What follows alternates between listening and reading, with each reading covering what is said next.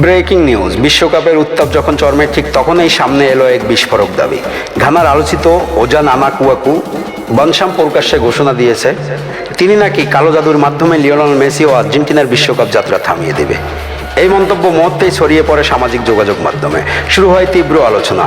কেউ এটিকে নিছক প্রচারণা বলছে, আবার কেউ বিস্ময় প্রকাশ করেছে। তবে বাস্তবতা একটাই, ফুটবলের ফল নির্ধারিত হয় মাঠের লড়াই, খেলোয়াড়দের পরিশ্রম, কৌশল এবং পারফরম্যান্সে।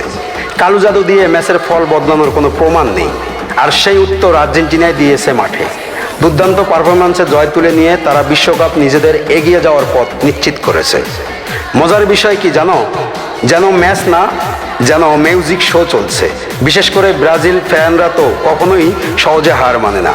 রাগে বলে এটাই সম্ভব না, শুধু নিশ্চয়ই অন্য কিছু। কিন্তু বাস্তব কথা হলো, ফুটবলে জাদু না, কাজ করে শুধু গোল প্লাস স্কিল প্লাস পরিশ্রম। সো রিল্যাক্স গায়েস, এটা ফুটবল, হরর মুভি না। এখন প্রশ্ন একটাই, আসলে এসব বিষয়ে কোনো নির্ভরযোগ্য ভিত্তি নেই।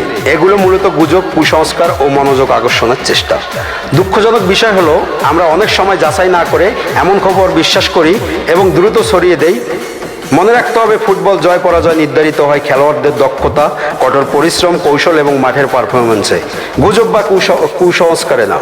তাই আসুন, ভিত্তিহীন খবর নয়, যাচাই করা তথ্যকে গুরুত্ব দেই, সচেতন হই, সত্য জানি এবং সত্য ছড়িয়ে দেই। কমেন্টে আপনার মতামত জানান। ধন্যবাদ।